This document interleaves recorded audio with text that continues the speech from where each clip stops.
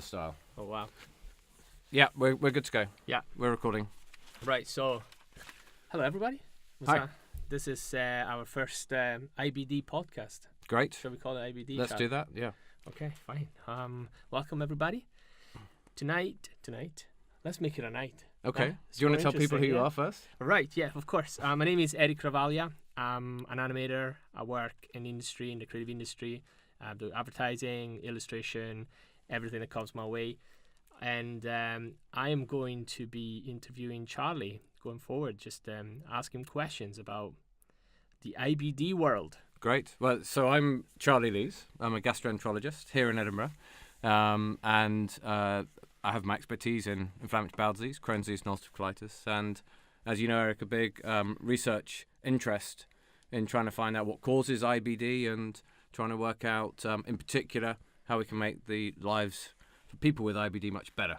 Yes, and I have a huge interest about the gut microbiota and how our gut work, how our body work, and that respect. And Charlie is a total institution about it. He's one of the best around.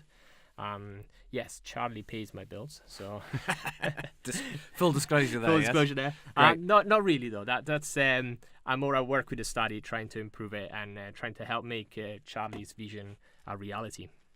Right, shall we get started? Yeah, let's do it. Right, first of all, let's talk about the study, PREdiCCt, how it started and why it's important. Okay, so PREdiCCt, I think, is probably one of the most important studies in IBD running in the world just at the moment. What we're trying to do with PREdiCCt is we're trying to establish what causes disease flare in people who already have IBD. So that is people who already have either Crohn's disease or ulcerative colitis. And what we're doing with PREdiCCt is we're recruiting them when they're in clinical remission. So they just have to feel that they themselves are well to take part in the study. What we're then doing is we're then analysing a whole bunch of things that we'll talk about in a sec, and then we're following them up over time, and then going to try and work out what things cause disease to flare up and what things cause things to be good for people who are in remission for the long term, and that's ideally what we'd like to do. So the mission statement goes a bit like this. At the moment, we don't know what causes IBD, and we're not very close to doing anything to be able to prevent it from happening in the first place. So unfortunately, these horrible, debilitating diseases that mostly affect young people are not going away anytime soon, and they're just going to affect more and more people around the world. So we need to do whatever we can to make their lives as good as possible for people when they've got the disease. And the best way we could do that would be to stop the disease from flaring, and then to keep people well, properly well, ideally without any medicines, but with the medicines they need if they need them, for the long term. Wow, well that was the load. That was great. Yeah, that's the mission statement. That's the mission statement. Right? And so my question in that respect is, for a patient, for somebody that is not feeling well, it doesn't know what it is, how do you help a patient figuring out that what they have is indeed related to IBD? And how do we get from IBD to Crohn's disease? Okay, so what we're doing at this point in this question here is we're looking at making a solid diagnosis of inflammatory bowel disease. We're aiming to distinguish between Crohn's disease and ulcerative colitis. We're certainly trying to make sure that someone has bona fide inflammatory bowel disease versus irritable bowel syndrome, which is something very different, or other gut complaints. And so to do that, when people come to us with symptoms, often via their general practitioner, and typically we're thinking like people who've got urgent watery diarrhea, people who've got blood in their poos, people who've got a lot of pain in their stomach, people who are being sick, losing weight because they're off their food, they're feeling very tired, they may be having drenching sweats at night, and maybe just generally feeling pretty downtrodden and rubbish. And in that situation, they'll come and see me. We'll do a bunch of blood tests, look to see if their blood count's low, if they're anemic. We'll see if their inflammatory markers in their blood are up. We now do a lot of work looking at stool samples to measure the inflammation directly from the gut, and that's a very, very powerful tool. And if those things are still consistent with inflammatory bowel disease, I'll get the patient in and do an endoscopy, which is a very simple thing to do these days. In the right hands, it's not uncomfortable, and we can have a good look, get some biopsies from the lining of the gut where the Crohn's or the ulcerative colitis is, and then we arrange for our colleagues in the radiology department to do an MRI scan to look at the bowel in a bit more detail. We get all that information together. We discuss it with everyone at our weekly multidisciplinary team meeting with the doctors and the nurses, the radiologists, the surgeons, the pathologists, and then we start patients on some treatment. The treatment that we give varies depending on what where the patient's at, and I think what we might do is just come back and talk about treatments of inflammatory bowel disease another time. But ultimately what we're doing is we're aiming to get that patient well, properly well, so that they're feeling good and the inflammation in their gut has gone, and then we want to keep them well. And that's where PREdiCCt comes in. Wow. So in terms of technology and what you guys are using for the study, where are we sitting at? Okay, so PREdiCCt is unique in many ways, but one of the things that I think is so powerful about it is that we're only really able to do it on the scales that we're doing it at today. This wouldn't have been possible with the technology 10 years ago, because we've designed PREdiCCt to make it as simple as possible for everyone involved. Patients come to my clinic or they come directly to see the research nurses, and what we do is we introduce them to the study, and if they're willing to take part, they go through a simple process with a nurse that takes about 20 minutes. We get some blood samples off them as part of routine clinical care then, and then they go home and log on to our bespoke web portal. Through that, they can enter all their details. They enter all their details about the disease from their perspective, the medicines and the surgical history, etc. We do a similar exercise behind the scenes back at the hospital, so we go through their medical notes.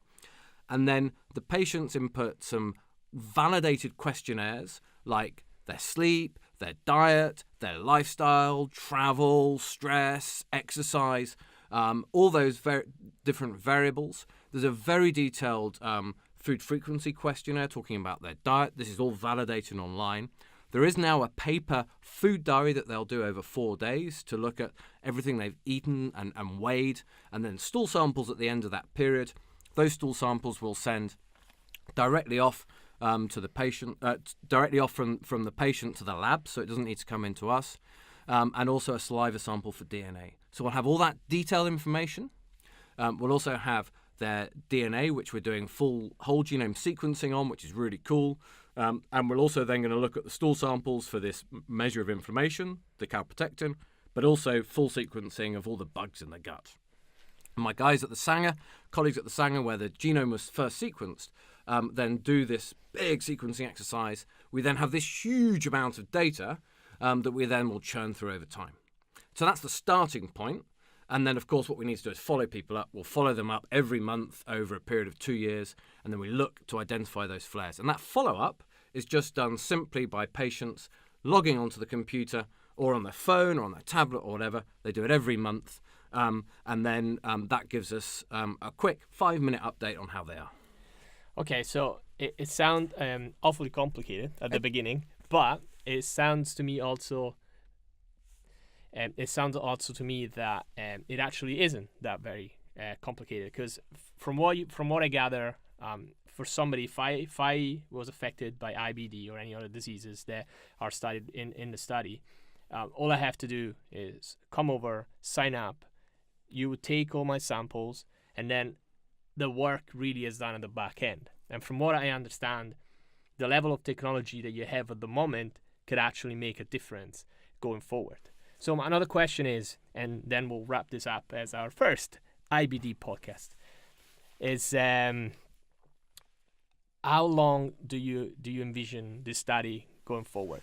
How long do you think it'll last? And at the end, I know that it's hard for you to foresee how long it'll take to complete the study, but do you have a timeline in mind? No, I can tell you. So we've got a very clear timeline. So we're recruiting 3,000 people to this first phase of the study. I hope to have them all recruited certainly by the end of this year.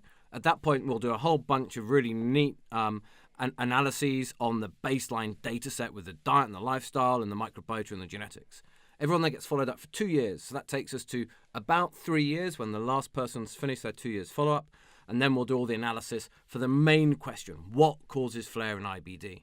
And then alongside this, as we go along, we're doing other work. So we're going to build an international cohort for PREdiCCt outside of the UK. We're going to look at healthy people so we can dissect some of these relationships in a bit more detail.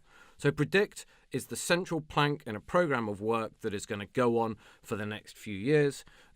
Probably 4 to 5 years is a sort of rough timescale. That's a good timescale to work in, and that's where we're at. So if people want to take part, they should get in touch with me. We'll plug all the details in here, but people get in touch with me or via the PREdiCCt. We're aiming to set up more and more hospitals around the UK in the next 2 or 3 months. So there should be somewhere for everyone to take part. And then moving forwards, I'm hoping to have a system whereby people can take part without even needing their hospital to be involved. So we can get more and more data involved. So Erik, why don't we wrap things up there for now? Fantastic. That was a great start. I would like to say if anyone wants to get involved, just go on the PREdiCCt Twitter or on Charlie's Twitter account. You can get in contact there. The PREdiCCt website, the new updated website, will be live soon, which will be a lot easier for people to sign up. Yeah, you just done a great job designing that. Thank you very much. I'm a bit biased, but it looks good. It looks good. Okay. It's a lot functional. It's very functional, and all the info will be there on the website for you to research. I'd like to thanks Charlie for joining us for the first episode, and hopefully we'll keep this going on long term. And I'm grateful to be part of this. Great. I think it can help people. And that said, we'll catch you soon. Thanks, Erik. Cheers, everyone. Thanks, Charlie. Okay. Bye.